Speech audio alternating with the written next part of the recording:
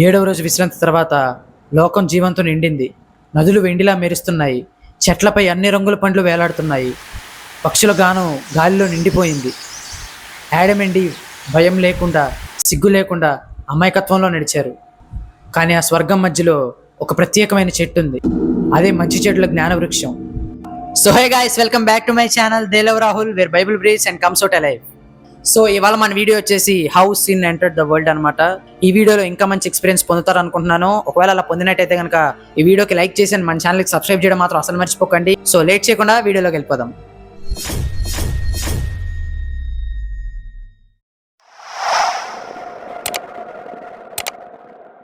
దేవుడు స్పష్టంగా చెప్పాడు, మీరు ఈ తోటలో ఏ పండునైనా తినండి, ఆ ఒక్క చెట్టు నుంచి తప్ప. ఏ రోజైతే ఆ చెట్టు నుంచి మీరు పండుని తింటారో ఆ రోజు మీరు ఖచ్చితంగా మరణిస్తారని దేవుడు చెప్పాడు. కొంతకాలం వారు ఆ ఆజ్ఞని విన్నారు, ఆనందంగా జీవించారు. కానీ నీడల్లో ఒక పాము గమనిస్తుంది. దాని కళ్ళల్లో కపటం, మాటల్లో మోసం.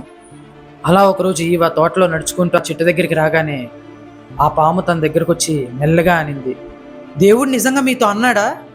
ఈ తోటలో ఏ చెట్లకి వచ్చిన పండ్లు మీరు తినకూడదని మీతో అన్నాడా?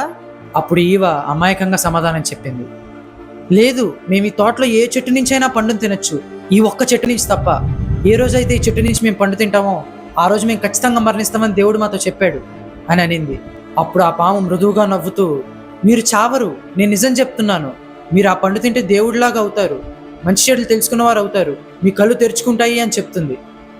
అప్పుడు ఈవ ఆ పండును చూసింది. అది కాంతిలో వెలిగిపోతుంది.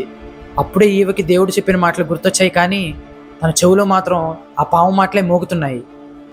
అప్పుడు ఈవ తన మనసులో, దేవుడు నా దగ్గర ఏమన్నా దాచాడా? నిజంగా నేను తింటే గొప్పగా మారుతానా? నిజంగా నా కళ్ళు తెరుచుకుంటాయా అనుకుంది. ఈవ గుండె బలంగా కొట్టుకుంది. చేయి చాపి పండుని తాకింది. ఏమీ జరగలేదు. పండును కోసింది, చేతిలో పట్టుకుంది. చివరికి వణుకుతున్న పెదవులతో ఆ పండుని ఒక్కసారి కొరికింది. అలా కొరికిందో లేదో అక్కర్ అనే శబ్దం తోట మొత్తం వినిపించింది. ఆమె ఆదం వైపు చూసింది. ఆమె కళ్ళల్లో ఈసారి అమాయకత్వం లేదు, ఏదో వింతాగ్ని మెరుస్తుంది. అది ఆదాంకిచ్చి, ఇదిగో నువ్వు కూడా రుచి చూడు అనింది. ఆదాం గుండె గడ్డ కట్టినట్టయింది. దేవుడు వారితో, మీరు చస్తారు అని చెప్పిన మాటలు గుర్తొచ్చాయి. కానీ ఆదాము తన ముందున్న ఈవను చూశాడు, తన తోడును, తన ప్రేమను.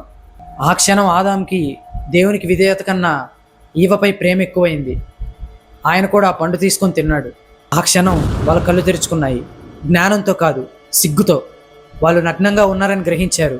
భయం మొదటిసారి వాళ్ళ మనసులోకి ప్రవేశించింది.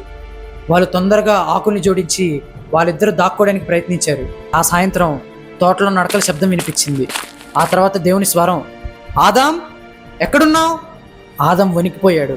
సృష్టించిన వాడికి మొదటిసారి భయపడ్డాడు. నేను నీ స్వరం విన్నాను, కానీ నేను నగ్నంగా ఉన్నానని చెప్పి వెళ్ళి దాక్కున్నాను అని చెప్తాడు.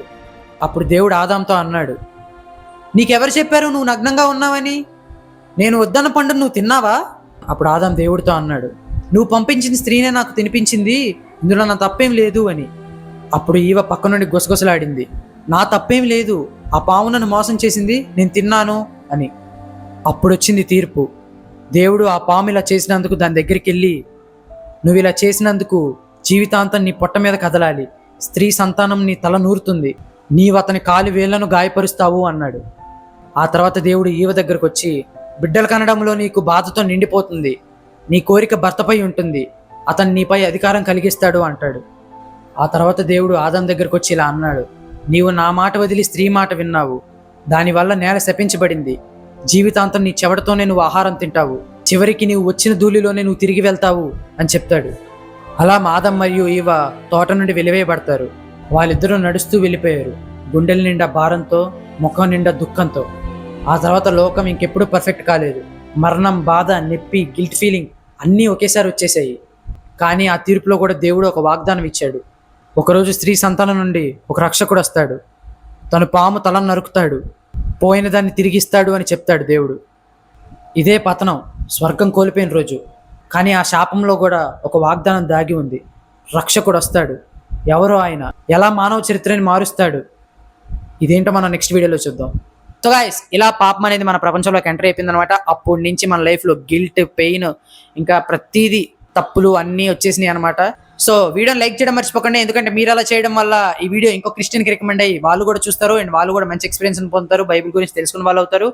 సో సబ్స్క్రైబ్ చేయడం మర్చిపోకండి. మీ ఫ్రెండ్స్ అండ్ ఫ్యామిలీలో ఎవరైనా సరే బైబిల్ చదవడానికి కష్టపడుతూ ఉంటే, స్ట్రగుల్ అవుతూ ఉంటే మాత్రం, అర్థం కావట్లేదు అనుకుంటూ ఇబ్బంది పడుతూ ఉంటే మాత్రం వాళ్ళకి మన వీడియో షేర్ చేయండి. వాళ్ళకి బైబిల్ జెనసిస్ నుంచి రివిలేషన్ వరకు మనం టూర్ ఇచ్చేద్దాం. అండ్ నెక్స్ట్ వీడియోలో కలుద్దాం. Until then stay tune. Praise the lord. Thank you.